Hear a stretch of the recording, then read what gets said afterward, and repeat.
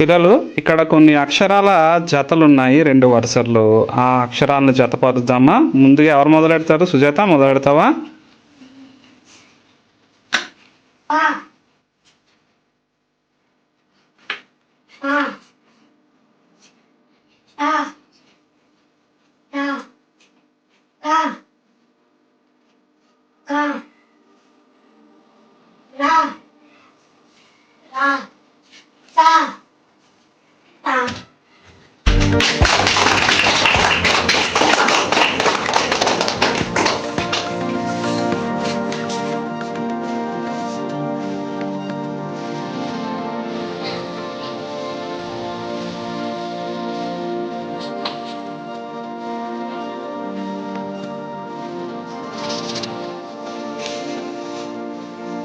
పిల్లలు, ఇక్కడ మీకు రెండు బుట్టల్లో కొన్ని వాక్యాలను పదాల కింద మనం కత్తిరించి మీకు ఇచ్చాము.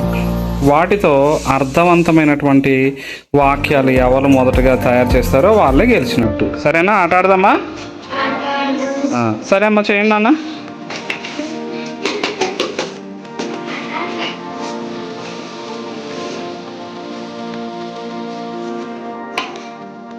అమ్మ నాకు బొమ్మ కొనింది.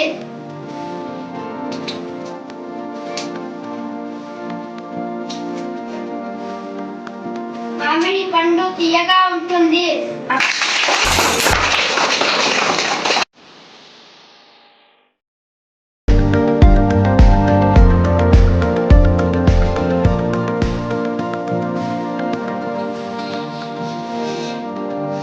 పిల్లలు, మీకు కొన్ని చిత్రాల సంబంధించినటువంటి చార్ట్ ఇచ్చాను. ఆ చిత్రాలను చూస్తూ మీరు ఒక కథని రూపొందించారు. ఒక కథ చెప్తారా పిల్లలు? ఇక్కడ చూడండి. నువ్వు చెప్తావమ్మా మొదటగా? చెప్తున్నానా? ఒక రోజు ఒక ఊరికి టోపీలు అమ్మడానికి టోపీవాడు వచ్చాడు. ఒక ఇంట్లో వెళ్ళి టోపీలు కావాలమ్మా అని అడిగాడు. లోపల ఉన్న పిల్లలు చూసి నాకు టోపీ కావాలని అడిగారు. ఒక అమ్మాయి అబ్బాయికి టోపీ కొని ఇచ్చింది. ఆ టోపీవాడు తిరిగి వస్తుండగా అలసిపోయి చెట్టు కింద పడుకున్నాడు. చెట్టుపైకి ఉన్న కోతులు చూసి ఆ టోపీ తొడుక్కోవాలని అనుకున్నాయి.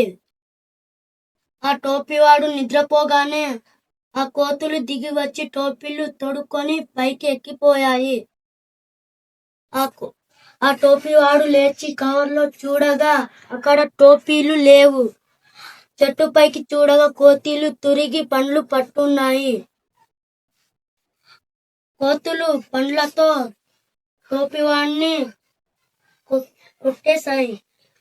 తిరిగి ఆ టోపీవాడు పండ్లతో కోతుల్ని కొట్టాడు.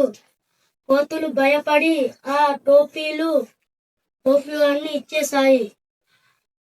టోపీవాడు మళ్ళీ ఊరికి బయలుదేరి టోపీ అమ్మడానికి వెళ్ళాడు.